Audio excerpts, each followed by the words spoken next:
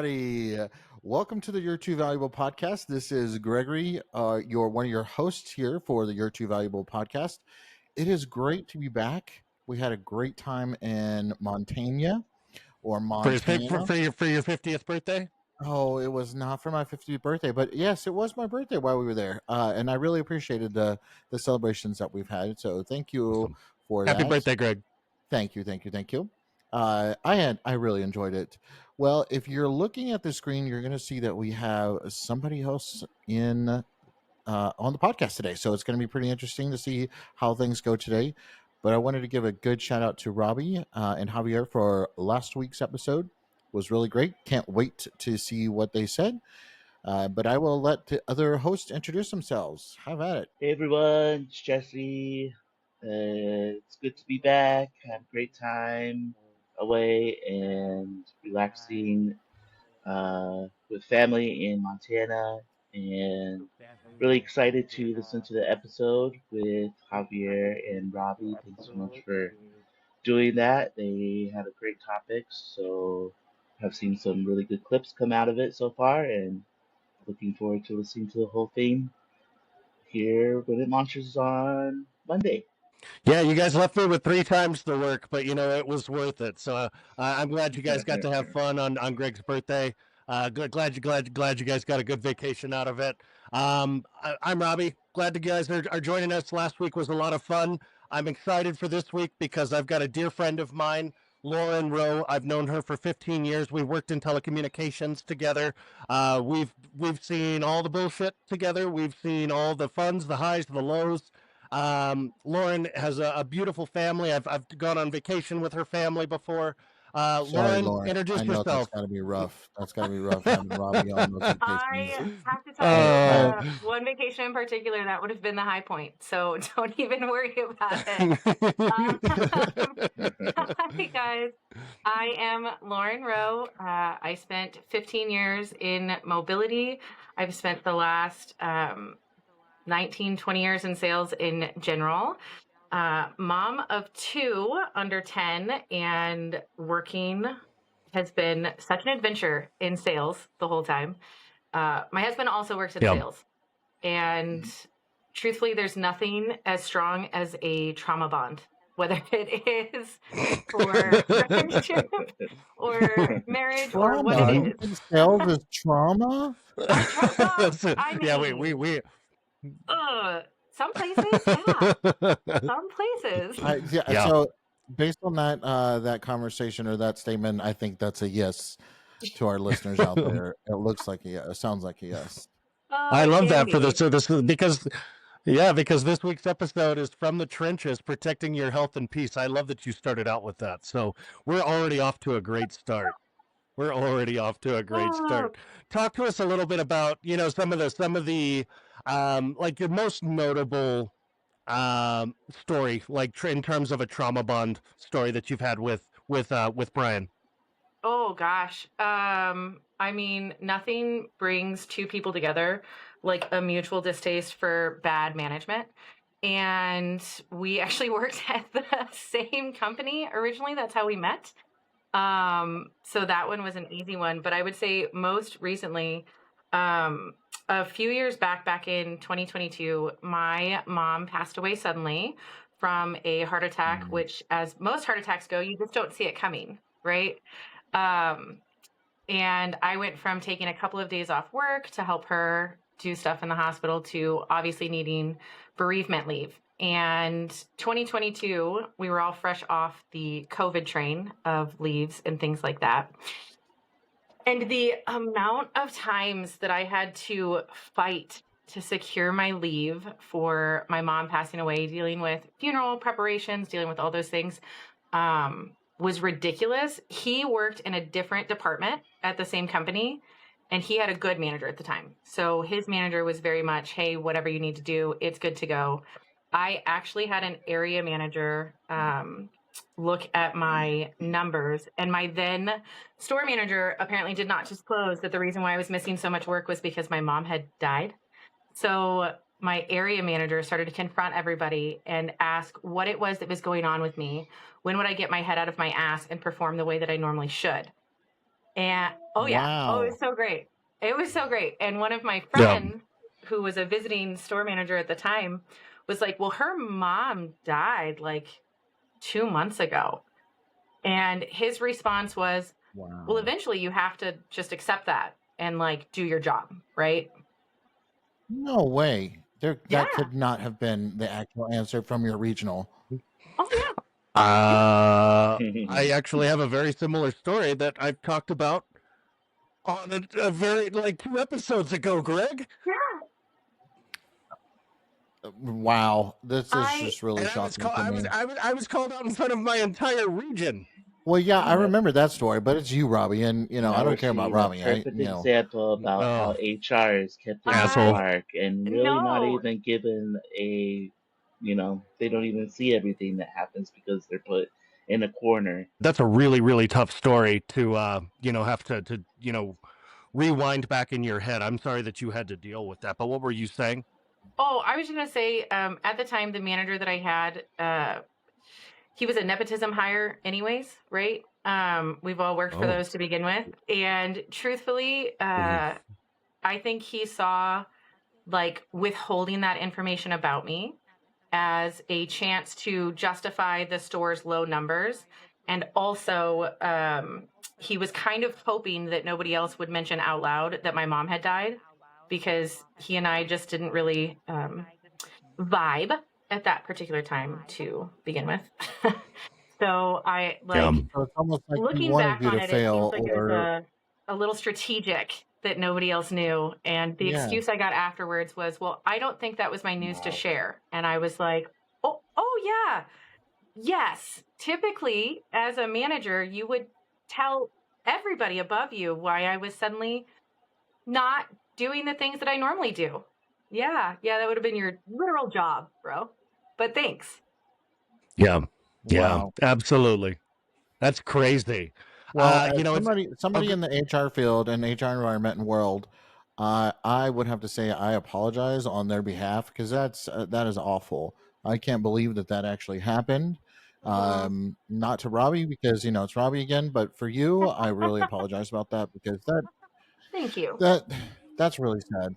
And everybody should know that if you're going through that type of situation and you're having a death in the family, that's something that you should be taking your time off to not enjoy. I was going to say enjoy, to Well, work through, and yeah. to celebrate their life and go through there, and not to worry about work. That's crazy. Mhm.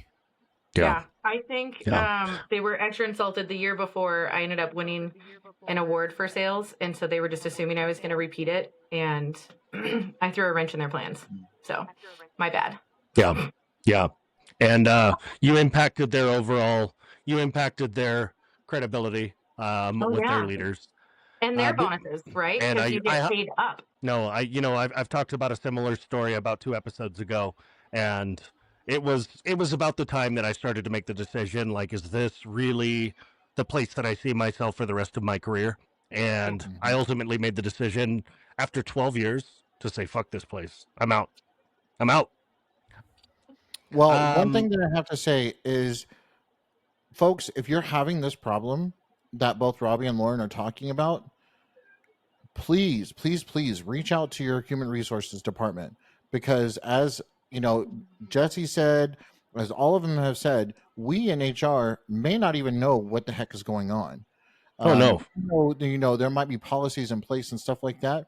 We may not know. We may not have been given that information either, and that's something that we definitely want to know about, because we want to make sure you're taking that time off in order to grieve, and make sure that you're doing for you, and then make sure that these regionals and managers that are like this are not doing that. Wow. Yeah. Well, Hindsight is 2020.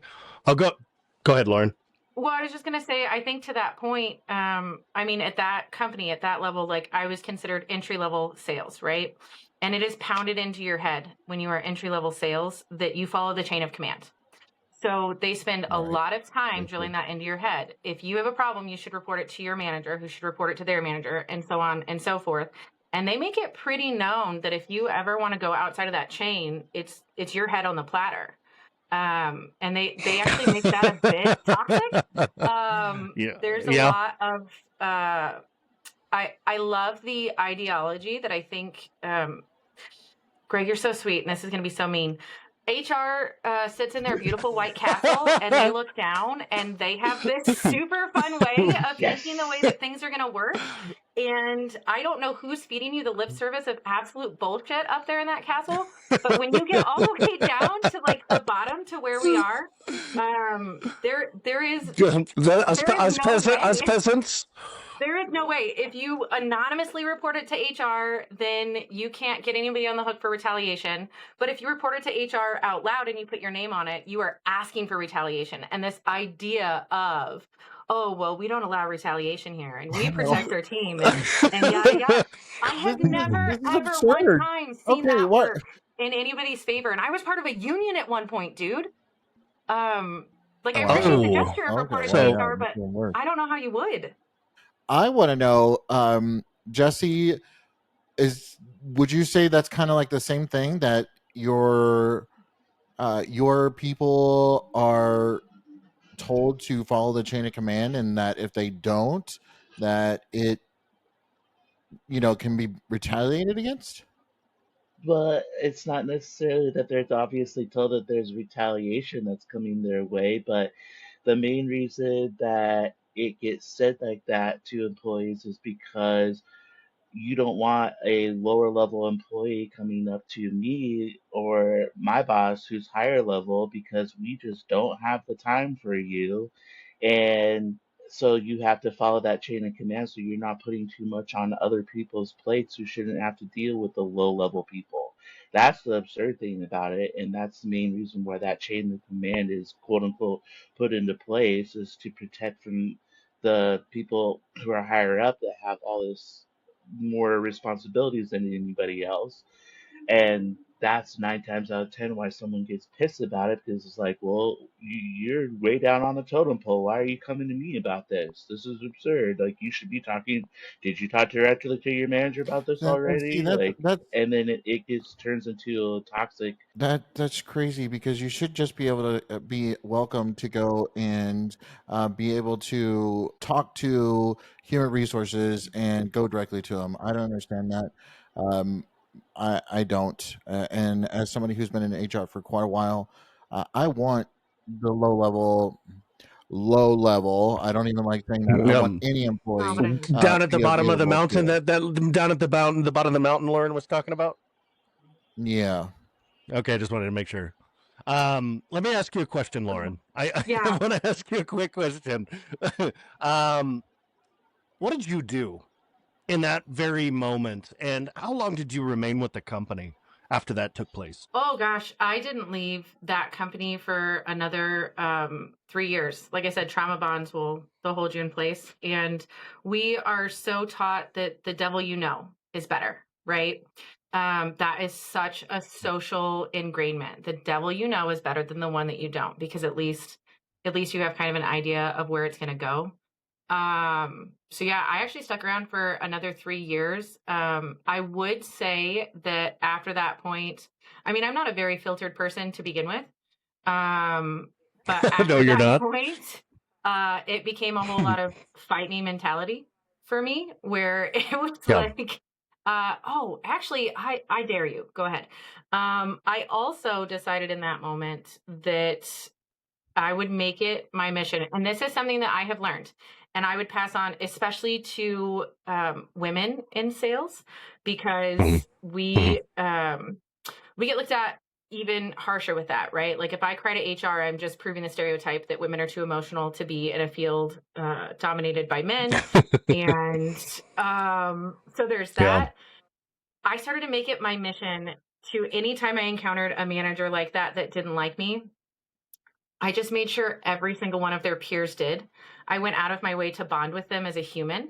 And I went out of my way to make friends with their peers, and typically at least one superior to them, because I realized very quickly, eventually they were going to be in a room with those people, and they were going to start saying things like, oh my God, I have this one rep that just drives me nuts, and she does this and she does that, and everybody's going to be right along with them. And then they would be like, who is it? And they'd be like, well, it's Lauren Rowe, and 7 people around them would go, what? No, I think you're the problem.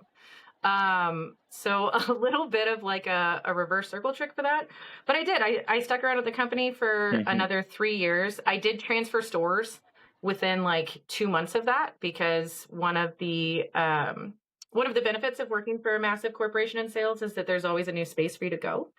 So I took advantage of that, and I transferred locations, just to give myself a mental break, because sometimes, as much as you would love to just be able to throw in the towel, you have 2 kids and a mortgage and dinner to put on the table. And we don't live in a society where a single income household can usually do it.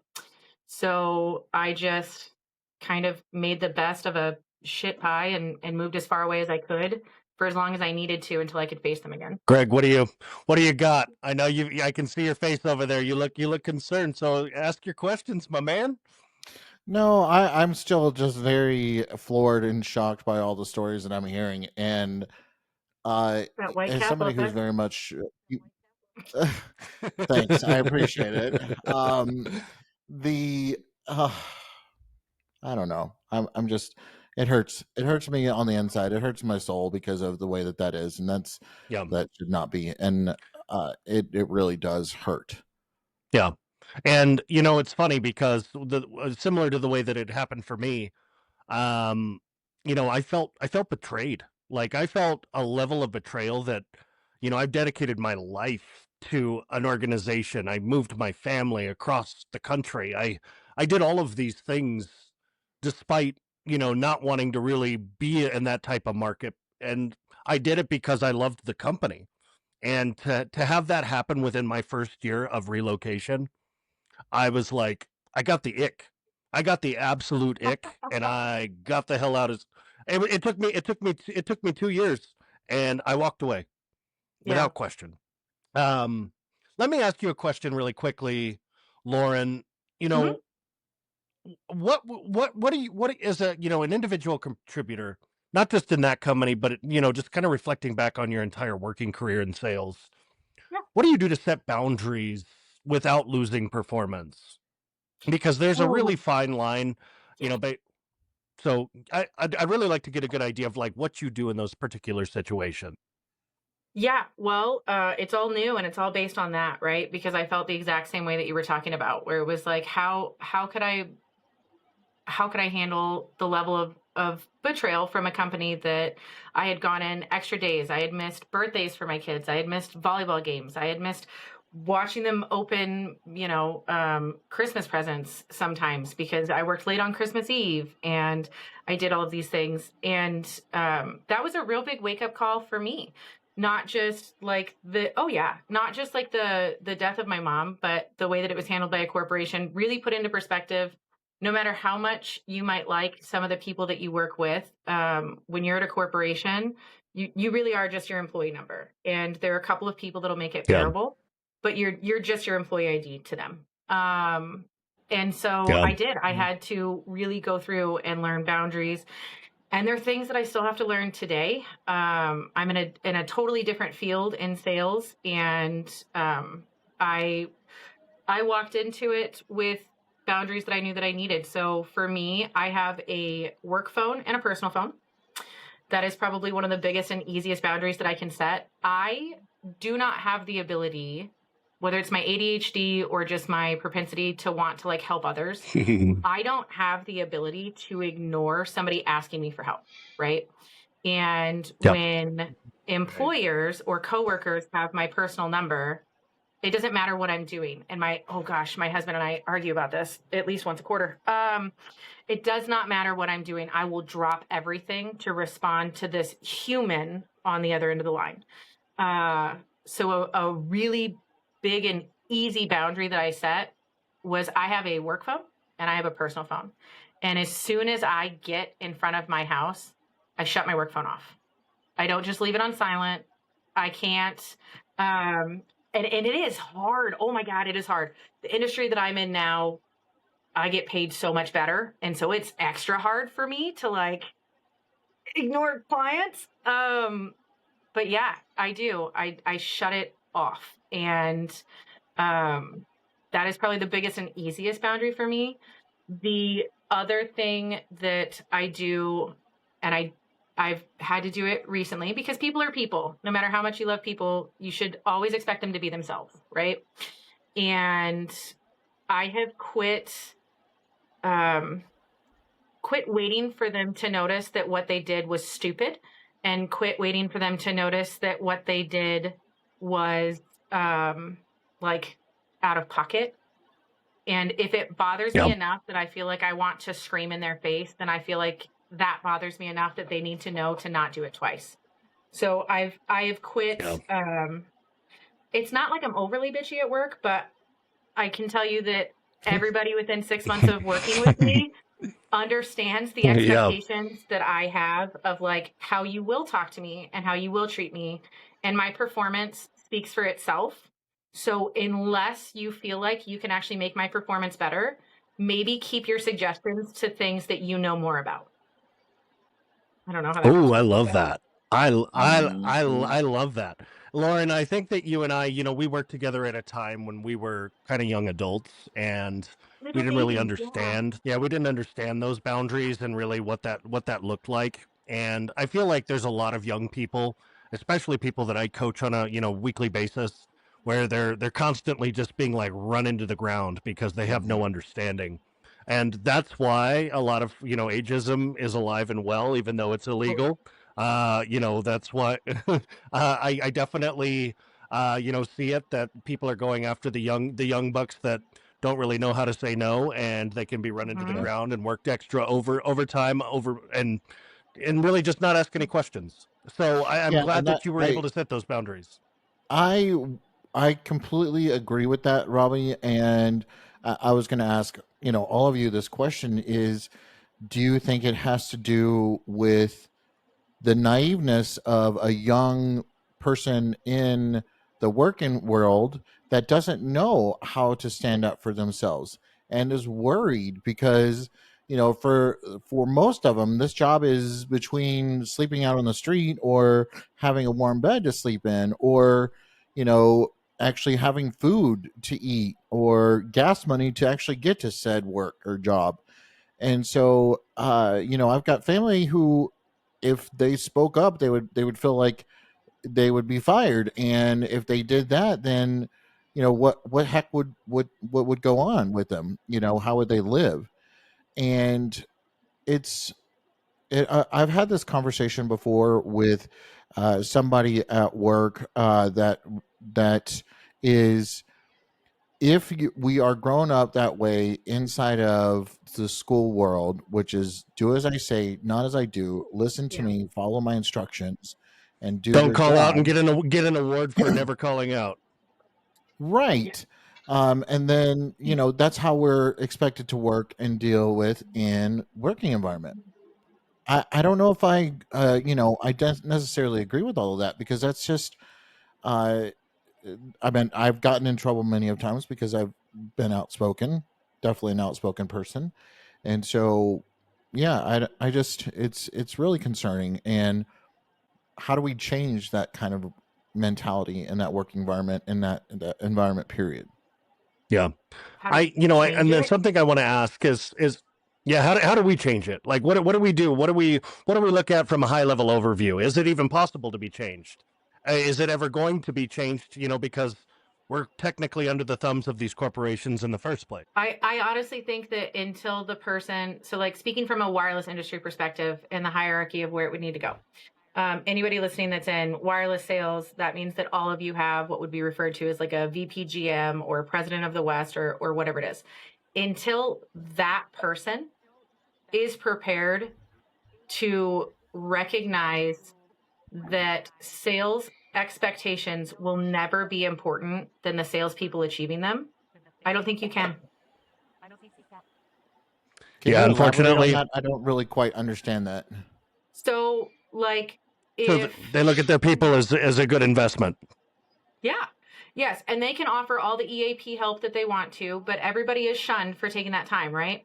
If you need to take time off, if I need to take time off to take care of my children right now, I mean, I'm in a commission only position now.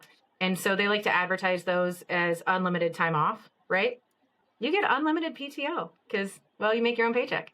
And I absolutely do have much more work autonomy than I did when I was in a corporate sales position, but it still is villainized to take that time. It is villainized to set those boundaries. And I don't know that there's a really quick and easy answer as to how you change it. Yeah, when I was a little baby salesperson in my early 20s, I was just like that. I was terrified to rock the boat. I was terrified what happens if, and that goes right back to the devil that you know. And until there are actual safeguards put in place by somebody with a much higher power, especially in a sales position, I don't know that you can teach those brand new entry level people that. We all spend so much time saying things like, "Oh yeah, but once you make it to year 5, they really let up." All you have to do is just be browbeat for the next 5 years, and then you'll be fine. And what a crock of shit, by the way, because you're not ever fine. You just quit listening.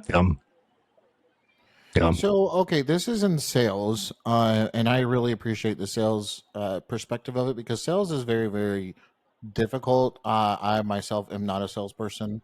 That's what recruitment does. I don't do sales, so I'm not sales whatsoever. Well, I'm you kind of really sell people on the interested. company. I'm interested in kind of the management aspects when it comes to like hospitality and stuff like that. Because Jesse, Oh. I know you work. You've been in sales, director of sales. You've been the the director of the entire, or general manager. I get it right. The director of operations. Yeah, director of So many operations, things acronyms. like that.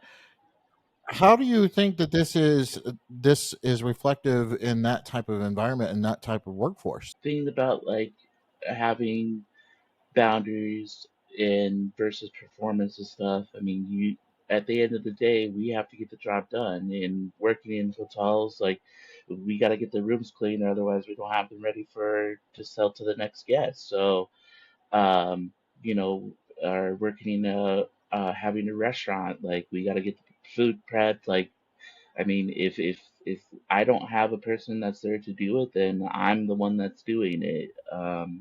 And that's a big reason why a lot of people stay out of this industry because you if a lot of issues that don't get done, it ends up falling back on you. So it's funny for me to talk about boundaries because it's like I can put boundaries in place and have in my mind what may push me to my breaking point, but in reality, that point has been crossed multiple times in my career.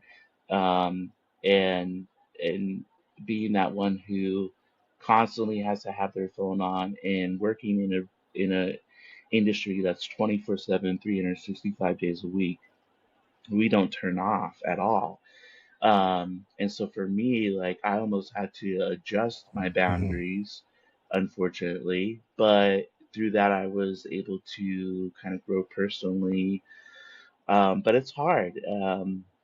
At the end of the day, you have to decide what is best for you and your family and try to explore other opportunities if you're working in a space that's not allowing you to have those boundaries. But for me, working up through my career, it was just I had to adjust my boundaries in order to keep performing. Yeah. Let me, I want to talk about, some of the impacts of when you set boundaries, like you start to kind of to build yourself up, right? You've come out of a really toxic conversation, very similar to what Lauren and I experienced. And you start to like, man, fuck this. Like, why is this Watch your language. Watch your shirt. Hey, I love my shirt. I can't believe you said that. My shirt is fantastic.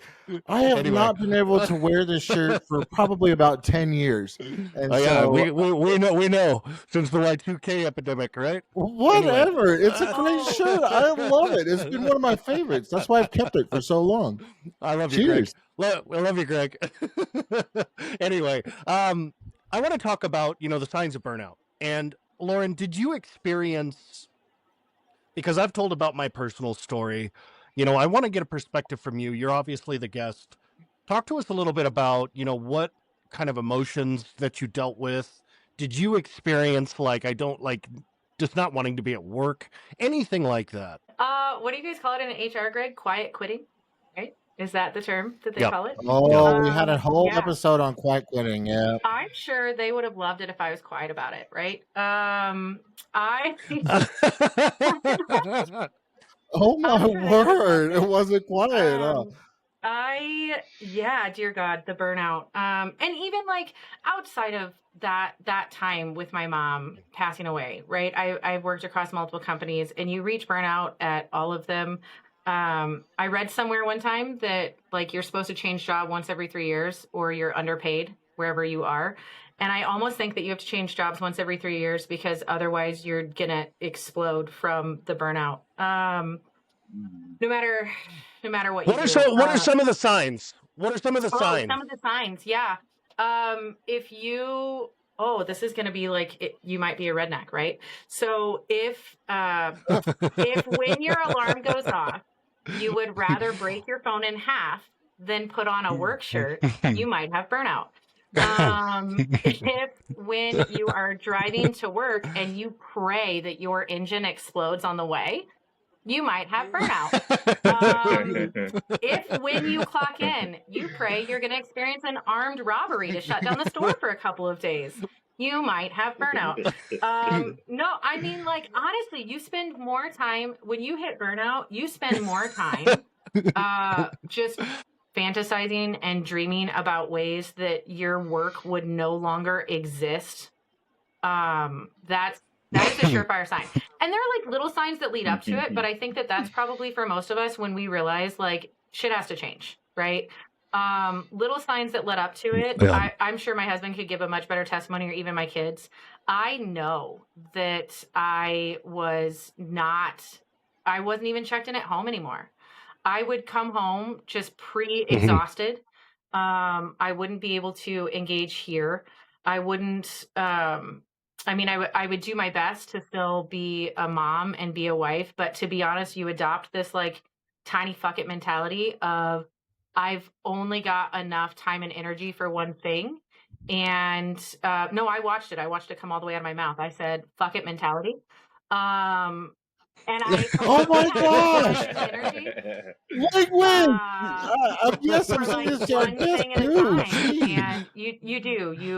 Yeah. Do you remember the Zoloft commercials back in like the early 2000s where it was like the sad little blob that would bounce across the screen? Yeah, I do. Yeah, and he would like ignore the ball. With the cloud, Yeah. with the cloud. Yeah. Yeah, no, you feel that. You Yeah. know, no matter how much you sleep, you're Yeah. still tired. No matter how good you are Yeah. at your job, you still hate the idea of doing it. And it gets to the point where it's the, what is it, like the boiling lobster effect, where suddenly you just realize it's so hot and you have to leave. Recognizing the signs of burnout. Yeah. I think the second you start questioning if you have burnout or not, you probably do have it. Yeah. I agree. That's true. Yeah. Let me ask you really quickly, Lauren, like from your perspective, I know you've had some leadership roles before. What should managers look for people that don't know how to express themselves? People that, have a change in their overall demeanor while they're in the workplace, or they're changing their overall attitude, or the way that they interact with their coworkers or with customers, or whatever the case might be. Yeah, I mean, my best advice that I can give, because I do love being in management, even though it's a little bit more stressful, I enjoy it. The first thing that I would say to any managers that are listening, be the manager you wish you had when you started your job. Not the manager that you wish you had right now. Be the manager you wish you had when you started your job. Because that manager is completely different than the manager that you need right now. And most of your employees have just started their jobs. Do better. When it comes to like what you should look for to see if your employees are burning out, again, don't look at them as an employee ID. These people are going to come in when you're short-staffed. These people are going to give you their best effort if you give it back to them. Get to know them. You don't have to memorize everything about them. You really don't, but you should be able to get to know them on a level that you can recognize when their personality has been off for more than, let's say, 3 or 4 days. Everybody gets an off day. Everybody gets an off week, for that matter. But if you notice that somebody has like a genuine personality difference for longer than, let's say, a week, something's up. Like you need to be checking in on that. And I know way too many managers that will ignore it because they don't want to devote the time to it. They don't want to devote the effort to it. Worse, they don't want to find out that they're right and their employee hates their job all of a sudden, right? They are all so terrified to ask, hey, are you doing okay at work? Do you still like what you do? Because they already know the answer will be no. And then their mind starts spinning, well, if I let them... put on your happy face! Yeah. If I let them voice that they don't like this job, then what's that going to do to me? What's that going to do to the rest of the team? I need to remind them all the reasons why they like this job. Knock it off. You are a human. They are a human. For the love of God, treat them as one. That should not be a concept. Yeah. That should not be like a novelty. That, to be honest, for anybody listening, that should not even be an aha moment. If that's an aha moment for you, that you just heard me say, treat them like a human, take a look in the mirror and ask yourself, what in the actual fuck have you been doing this entire time? Like, no. Yeah, I agree. Greg, I want to ask you, from two different perspectives. Yeah. Your HR perspective, what are the signs that you look out for? Lauren definitely picked up on a lot of them, which I really appreciate that. And that was being able to notice and see differences in behavior, whether it's your overall sales, your personality, if you're pulling back a little bit, if you're actually becoming a little bit more vocal than you normally are. Anything that's pretty drastic outside of your norm, and that's what you want to listen to figure out, see if that's actually the truth. And don't ignore it. Don't ignore what that's happening. Don't assume what is going on in an employee's life or assume what they're doing, because it's not necessarily something that is bad. It's just affecting their overall work. And so it's okay to ask questions without assuming, and if the employee doesn't want to tell you that, then that's fine. They don't have to. But you can let them know, hey, this is affecting your performance. Let's chat about it so that way we can iron it out. And, for those managers who don't know how to do that, without stepping on HIPAA violations, without going into breaking the law and things like that, come talk to us. Man, I feel so weird talking today because I think Lauren's just gonna back at me, and I'm like a little scared to say anything. I love it.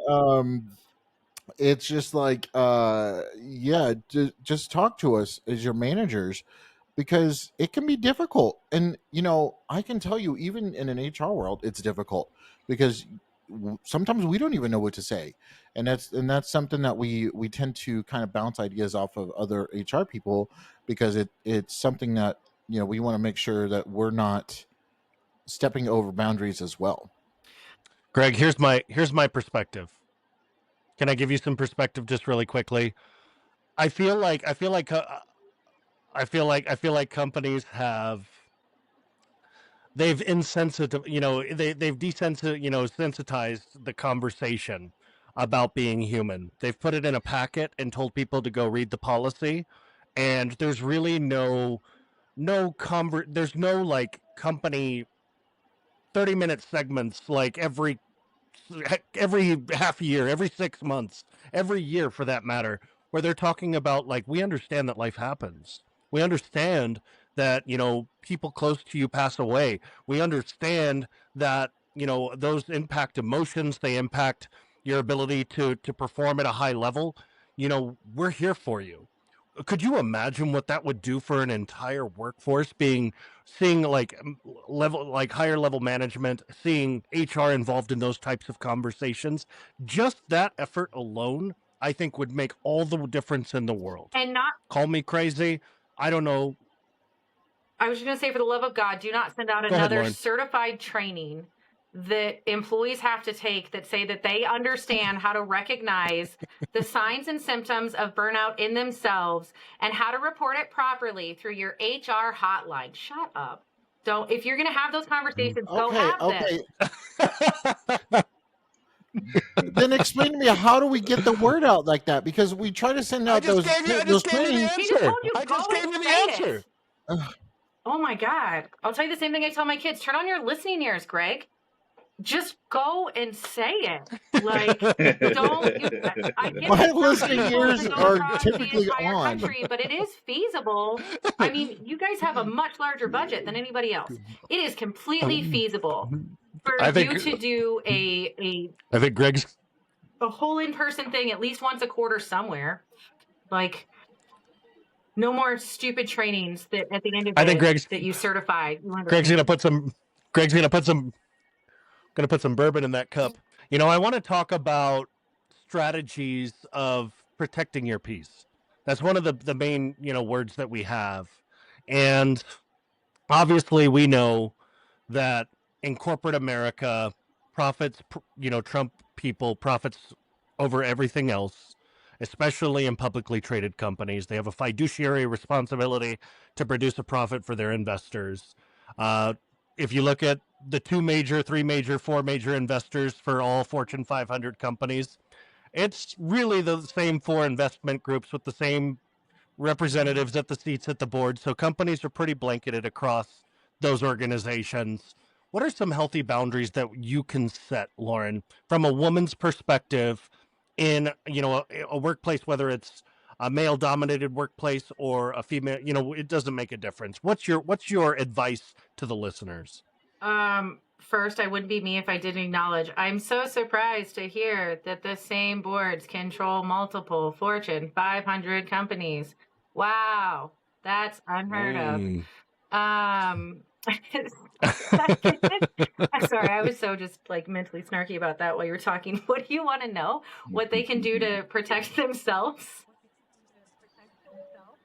Yeah. What can people do to protect themselves? What can they do to protect their peace, set boundaries, and really just put realistic things in place to protect their peace? Pick one thing. And maybe that sounds overly simple, but like pick one thing. For me, it's the 2 phones, right? But start by picking one thing, because if you get so busy figuring out all the boundaries that have been stepped on, first you'll cry a lot, and you should. Crying can be cathartic. But second, implementing multiple things at a time, no matter how much, even as women, we like to say that we are multitaskers.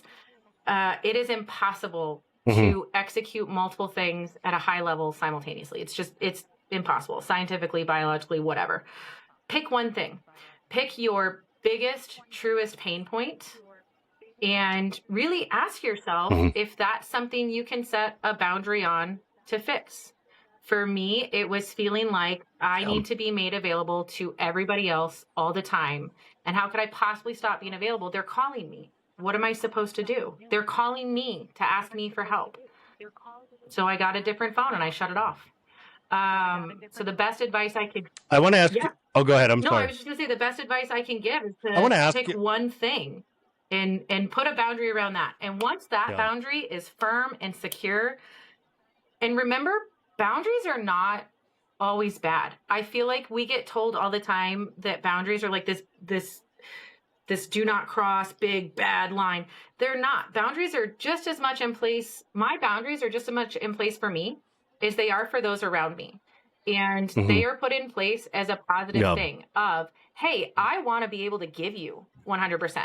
And the way that I can do that is if we play inside of these lines right here. And that is okay. That is totally okay to do. You should do that. Everything in the world has boundaries. Think about, I'm not sports, so I won't get too far into it, but like if you think about a football field, right? It's football season, I think. If you think about a football field, it's got giant boundaries painted on the field. And if anybody at any time steps outside of those boundaries, the game stops. The game entirely stops for everybody. Why Love that why analogy. I would love that Good analogy. analogy. I might steal yeah, that. why would we have boundaries like that in an entertainment field that could stop everything? But we're not supposed to have boundaries Yeah. ourselves? That seems ridiculous. And let me ask you, I don't know if you feel comfortable answering this, but did you take advantage of your EAP benefits? Oh, hell yeah, I did. I during took that advantage time? of mine, and I took advantage of my husband's because we worked at the same company. And so between the two of us, I got like, I don't know, 30 free therapy sessions, and so Good. did each of our kids. And you can do one. Here's the trick with EAPs, okay? Trick with EAPs. Oh, Greg, sorry. So you get one per reported incident. You get one EAP per reported incident. Yep. So if you report the first one for depression, you can use your EAP for that. And then once you run out, you can now say you have anxiety. And you can run the EAP out for that. And once you run the EAP out for that, you can say that you are experiencing high levels of grief. Like, you can keep going as long as you aren't dumb enough to I list love it all this. in the first EAP. Again, pick one. Pick one. It's Do all not that. play your EAP program. It's there as a service hell to out of help, it. not as a permanent thing. That is helpful. I Play am the not But hell out use of your it. EAP. It's unfair to say that they could have resolved all 7 problems in 12 sessions. That was trash. Each problem deserves its own 12 sessions. No. I'm not okay. I'm not going to argue with this because Because you'll EAP lose. is there as a starting off point. Then you're supposed to move to your own sessions and things like that. That's what EAP is for, to help start, Yeah, not do completely. right. Because this isn't the So cost of please healthcare don't. podcast, right? Oh, So we're not going to talk about so how that employers pay absolute trash benefits for mental health unless you're using an EAP. That's not this podcast, just to clarify. Let me ask I you a love question it. really quickly, Greg. From your human perspective, I know you've talked about you sometimes have the ability to be a little bit more vocal than you should be. Mhm. I know you've walked away from situations. When from your human side, when was your just line in the sand? I'm walking away from this. Yeah, one. I've got one that has happened to me that actually I have two for pretty much the same reason. It's whenever a company wants me to look away from something that's illegal, and that is against the law. I will not do that. I had one job where somebody was doing something illegal inside of in the place of business, and I'm like, I'm not doing with this. And I think it was Lauren or Jesse or somebody was talking about nepotism. This was a Here's nepotism Lauren. hire, and Yep. and they were like, leave that person alone because they're family. And I'm like, this is not what you hired me for. And so I'm like, deuces, and I can't do that because it's just like, I'm not going to happen. Another employer was, hey, we're over charging our employees by like 2 cents every paycheck for their benefits because it wasn't calculated properly. And I like to go in and make sure my employees are paid accurately. That's one of my biggest pet peeves. And so they're like, oh, okay, well, thank you for finding out, let's fix it. I'm like, okay, you've been doing this for the last 2 to 3 years. We need to go back and give these people that money. And they're like, nah, let's not do that.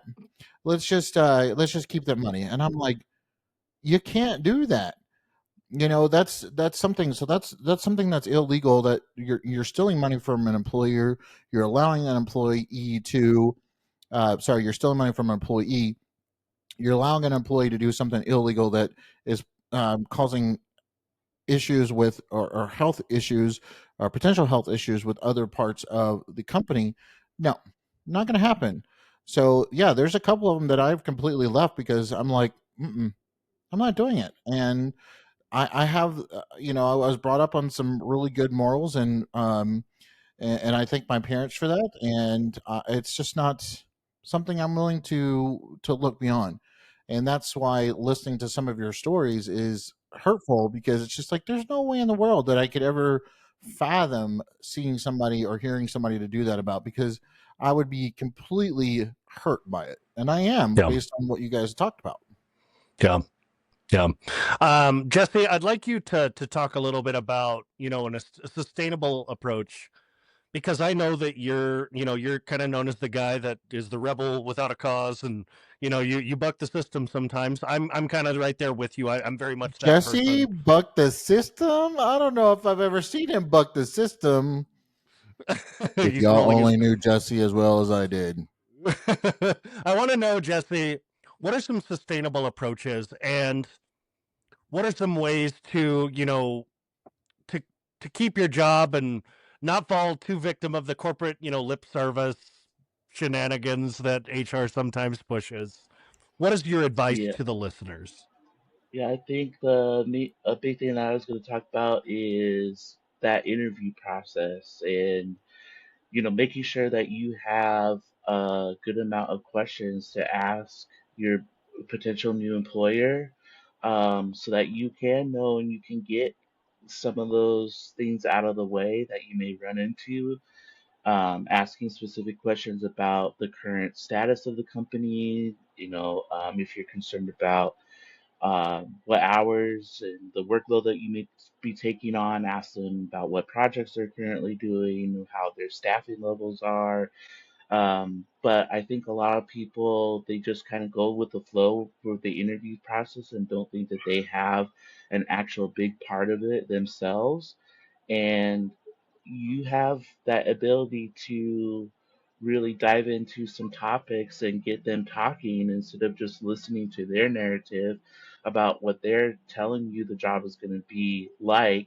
And I don't think that a lot of people go very in depth into interviews, and then all of a sudden you're like, okay, you're hired and thrown into the fire, and you're running around like, well, this is what I was expecting. It's like, well, did you ask those questions of things that you were expecting in your job?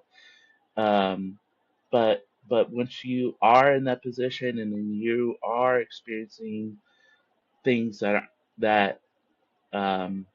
may not be going the way that you like. I mean, sometimes you just a big problem that we've always had in hotels is gossip, and gossip just it breeds all different types of negativity throughout other departments, especially when other departments are gossiping back and forth about each other.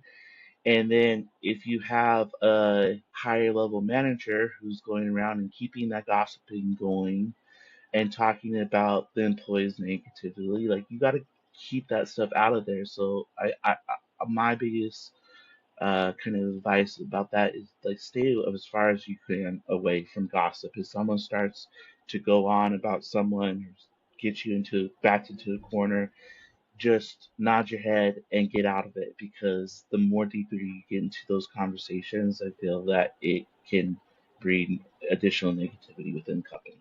I agree. I agree. Thank you for that perspective. And something I want to encourage people, and coming from my career development coach side, going away from the corporate people that are looking for new jobs. I give a lot of advice on what to look out for, because number one, if a company talks about our culture, that's a pretty good red flag. We got to find out why they talk about our culture, because obviously something's causing that culture to be the front and center of the talking point of everyone within the organization. So we got to find Red out. flag. Number one, ask this question: why is this position open? That's a great question to ask. That's a good one. Ask when you're in the interview process, why is this position open? Did somebody get promoted? Oh, how long were they with the company? You can ask these questions. Don't be afraid to ask these questions, because you might be accepting a job offer at a place that's going to drive your mental health down the toilet bowl, and it's going to be a fucking disaster. Save yourself Yep, the headache. exactly. Lauren, I want to ask you, what are some long-term strategies that you've used to protect your mental health? I know you and I are very much like use humor to protect our mental health. I know but that's not the case for everybody. I want to know what your perspective is for and good advice for people in the workplace. To just like make sure that you can kind of let things roll off Is that what you're wanting to know?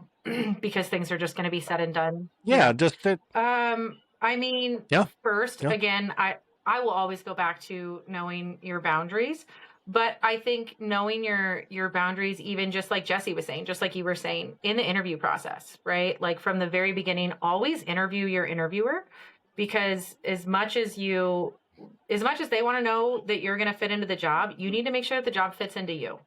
And Yeah.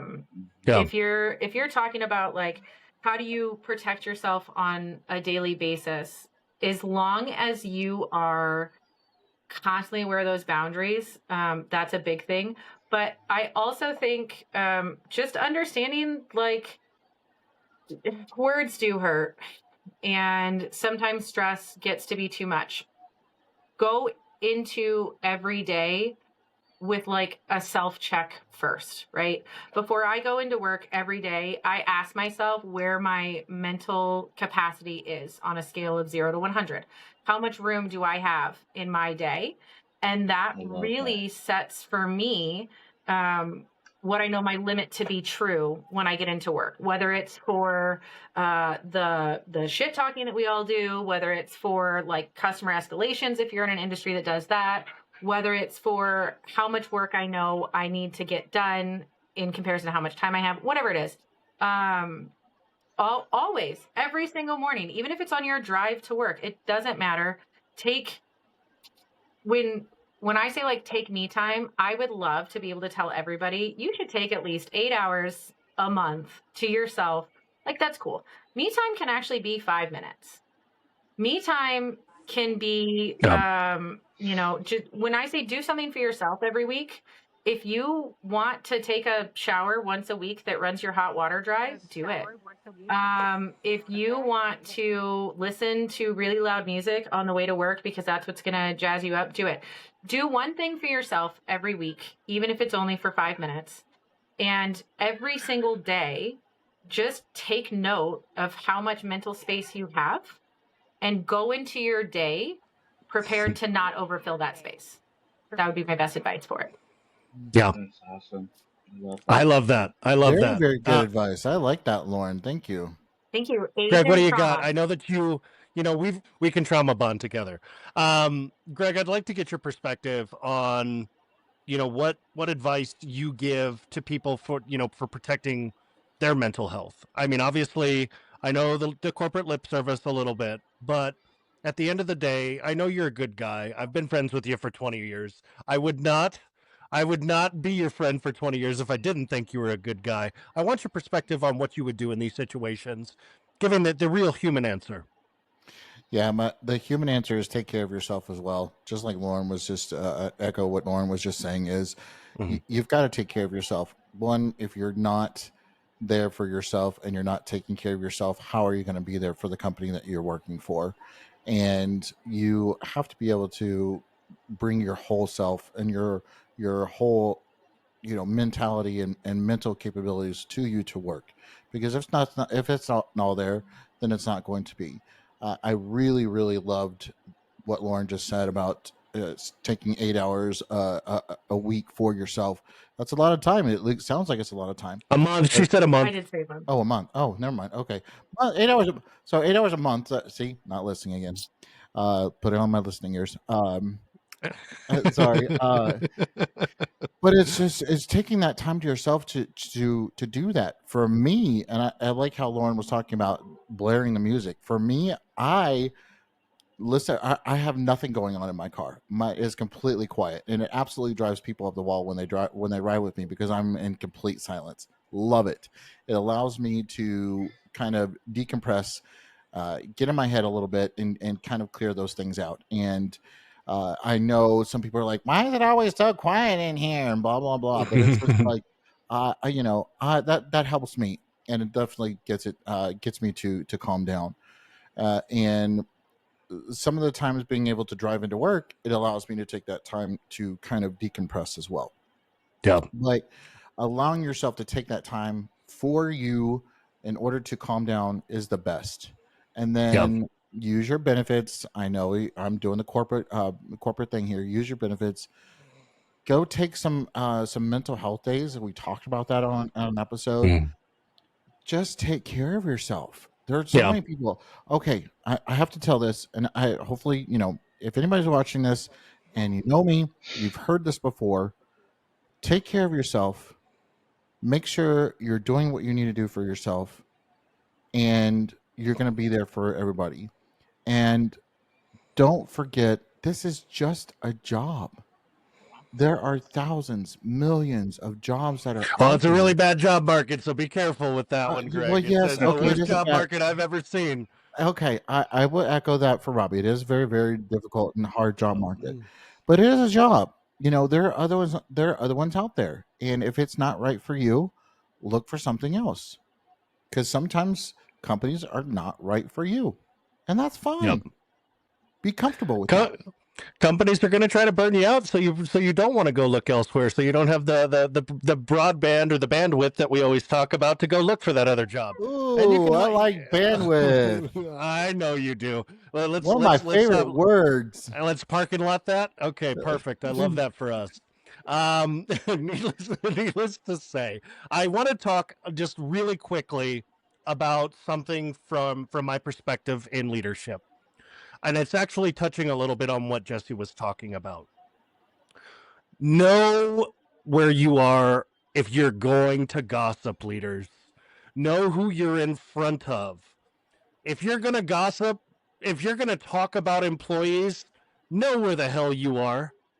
No, don't gossip Stop it. at They're all. human. Stop it. You know that's...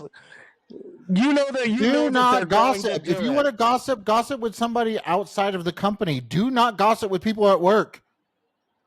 Greg, you know that's not the case, and it starts in the fucking boardroom in those goddamn top of the fucking chain. You know it damn well, and that I have no idea what you are He talking doesn't about. know. He's in his white perfect. castle. I love that for us. He has no idea. Everything's so pretty and perfect there. Oh, And we all White just Castle. compliment each other. And we all just raise each other up. And we all call HR immediately if we feel like we're being taken advantage of. Yep. See, Lord knows. Thank you. Lord She Gregory knows. the Third. Lord Gregory the Third from his castle. I love that. Perfect. All right. Well, we are getting close to time. Remember, guys, this episode was really fun. I had so much fun talking with you, Lauren. I think that protecting your health and peace as survival is not necessarily healthy. It's not a luxury. It's a must. Yeah. You have to do it. You have to protect yourself. And like Greg said, it's just a job. If for whatever reason, don't kill yourself for a job that will throw you to the wolves if you're not doing exactly the way that performing in the way that you were when a life event happens, similar to what happened to Lauren, to myself, to Jesse. Make sure to protect your peace. Take advantage of your resources. If any of you are in the market for a new home in northern Colorado, Lauren is your gal, and I'm gonna post up her phone. I'm gonna post up her email. So if you have any questions, you can reach out to her. Greg, what you got for us to close us out, my friend? Well, I just want to say thank you very much, Lauren, for being here. It's been a pleasure to mostly listen to your stories and get some of your background. And so, yeah, otherwise, just continue to take care of yourself. Absolutely. Jesse, what you got for us? Well, again, I want to say thank you as well. Set those boundaries, have those conversations. If you're in a position or of leadership and you're not having constant check-ins with your employees, you're not a leader. You're just telling people what to do and not trying to make them follow you. Yeah, absolutely. My advice is this: just make sure if your gut is telling you something is off, listen a little closer. It probably is. Lauren, what you got for us to close this out? We're going to let you close this out today. Amazing. First of all, thank you so much for having me on. This has been an absolute blast. I love you guys and I love the podcast. And so being able to contribute in this way has been so much fun. Thank you for letting me share my perspective. For anybody, honestly, that has listened to this, chimed in at any part of it, and is still like, I don't know how to do this. First, it's normal to not know how. Second, I stand by my point. Pick one thing. Pick one thing that you know that you can put into effect, you can change for yourself. And in the words of one of my very good friends, at the end of the day, what you do at your job does not matter as much as you think it does. And that might be painful to hear, but one day it all really just ends. So don't drive yourself into the ground knowing that one day nobody will even think twice about it. Just don't. Protect yourself first, for sure. Don't forget to share your stories, everyone. Send your stories to stories@yourtoval.com. You're welcome to drop us, a comment on any of our social media platforms. Next week's episode, I think this is going to be Greg's talking point because I can see the level of excitement in his face. Happy face! Yes, next week is all about total compensation. What is total compensation? And it tells you what you're really worth, right? That's How the your whole tagline for that. company Or one? is is it? taking Is it? actually Is advantage it? of Is you? it? Is it? Or is it just a way the company doesn't have to pay you actual cash? Oh, Let's talk y'all, about this is it. so sad. No, Good no, city no. work. It is a true measure of your worth. Let's just ask every other working force around the world. I mean, I can't wait We to should hear get that. we should get an international person to come on the show. Anyway, I appreciate today, guys. I had so much fun. You guys have a great week. We'll see you next week. And go kick ass, take names, everybody. Bye. Bye, everyone. Bye, everyone. Thank you for joining.